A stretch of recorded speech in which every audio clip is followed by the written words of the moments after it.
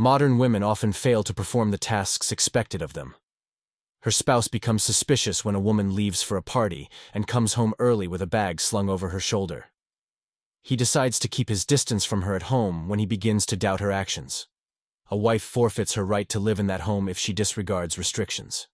Since these principles form the cornerstone of their joint life, loyalty and sincerity are vital for both spouses in a marriage. But it appears that contemporary women do not care about this obligation. They overlook the fact that commitment and respect for one another are essential to a successful relationship.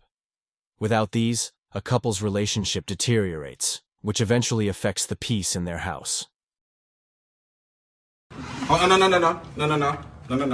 no. You see what time it is? Yes, I'm tired. Where were you?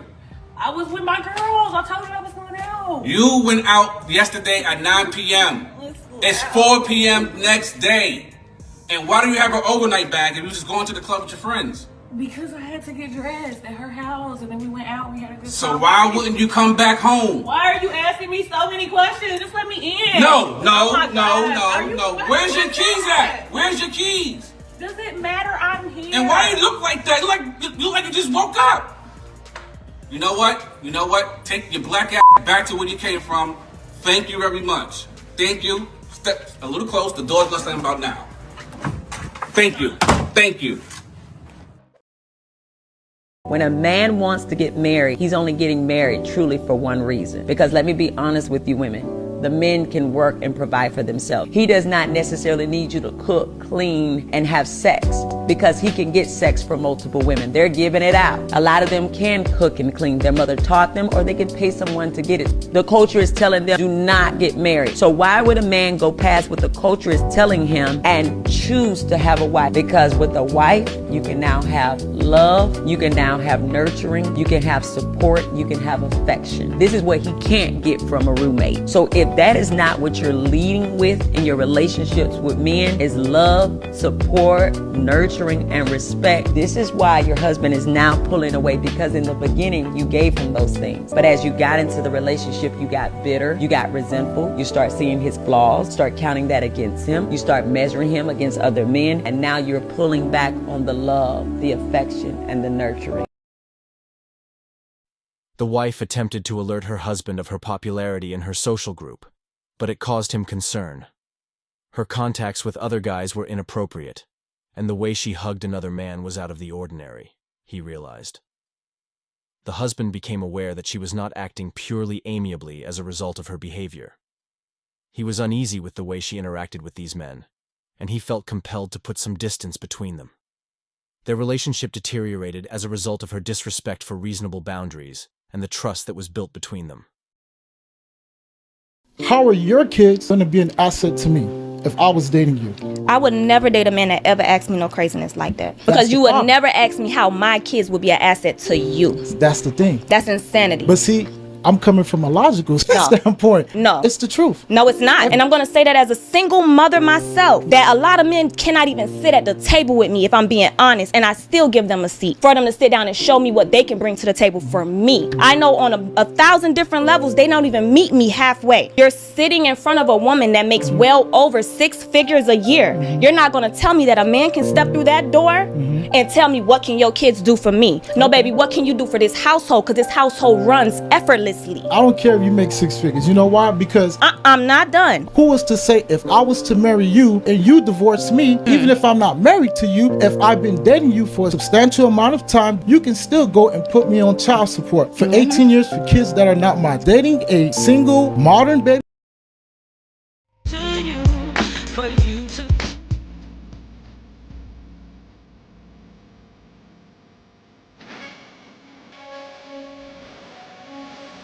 Some of us girls are just nice people and know a lot of people. Got nothing to do with relationships, nothing. Just good vibes. When she insisted on putting her connections ahead of her relationship and even pushed her spouse aside to give her pals hugs, things got more problematic. Her boyfriend felt insulted and undervalued by her actions, which caused him to second-guess his decision to be with her. There was a great deal of tension between them since she valued her friendships more than their relationship. She may not know it now, but she will probably regret this in the future.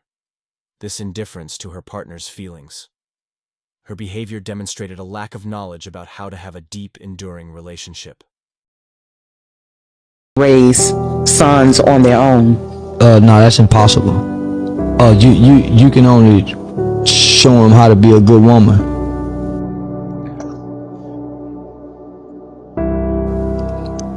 Man that our mothers are telling us to be don't even exist in her bed.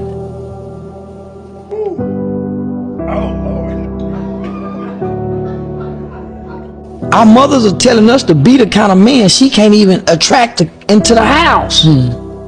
So how can she guide me to be a man when she don't even have a man? She don't even know a man. Her daddy was fucked up. Her brother was fucked up. My daddy was fucked up. She had a baby by my sisters. How can she tell me what kind of man to be? She ain't mama, you ain't got a man. Or hey, bro, come on now, dog.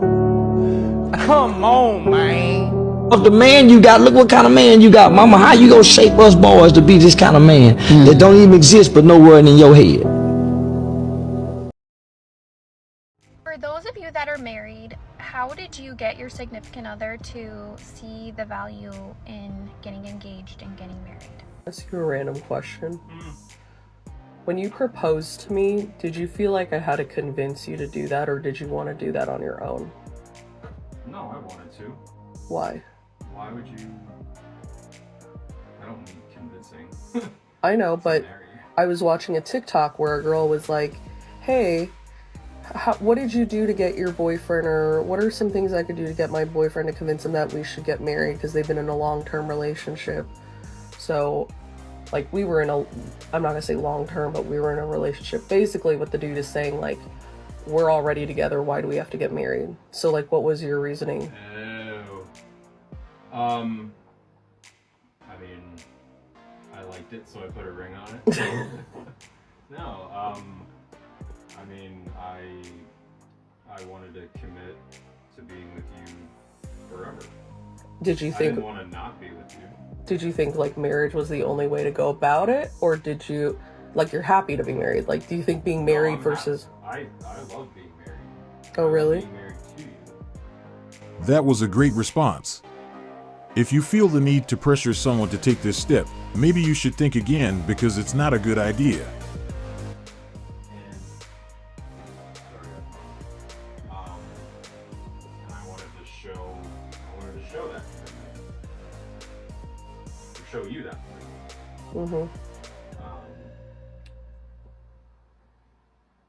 Why? Just because of what she said. I just thought it was an interesting take. I feel like if you have to be convinced to marry somebody, then you probably should.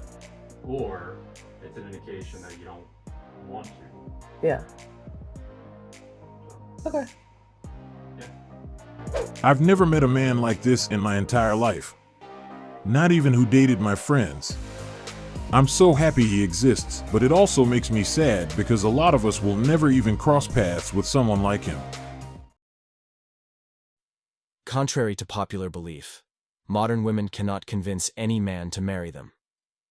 A real marriage develops organically when a guy approaches a woman with a proposal and the two decide to get married because they are compatible and understand one another. Contemporary women ought to view marriage as a relationship based on sincere connection and shared ideals, rather than only as the accomplishment of selfish goals. A happy marriage is the product of both partners discovering harmony and common ground. It cannot be coerced or pushed. The basis of a long-lasting partnership may only then be built. Let's just be real for a quick second. How many of you have cried over a man you made more money than? How ghetto? And I'm guilty. I used to cry over a man I made more money than. I cried over a man who drove me to work in my own car. When we go out to eat, I used to give him my credit card so it looked like he was paying. I cried over a man I financially supported for 4 months. I cried over a homeless guy. He didn't even have a job. The reality check we all needed. Making more than your partner isn't their fault. You were with the wrong one, that's all. Money has nothing to do with it. I want to expand on one of the comments. It made me question a few things. I cried over a man I financially supported for 4 months. Contemporary women frequently want unwavering support from their partners, but are hesitant to give the same support in return. This unjustified, one-sided expectation upsets the balance in the partnership. In order for a partnership to be true, both parties must support one another under all circumstances. It is unjust if one spouse gives everything while the other only takes. A partnership thrives on reciprocal support, when both parties contribute equally, especially in hard times. In the absence of this equilibrium, the connection becomes unsustainable, the bond deteriorates, and discontent and resentment eventually result. What do you think about Andrew Tate? I actually dated him. Wait, seriously? Yeah, I used him to buy anything I wanted. Damn, do you have anything to say if he was watching this right now? I got with your brother 3 times and he didn't tell you anymore. Damn, that's an Andrew Tate finesse. And that concludes today's discussion on MGTOW voice. Don't forget to like, subscribe, and hit that notification bell to stay updated on future videos. Share your thoughts in the comments below, and I'll see you all in the next video.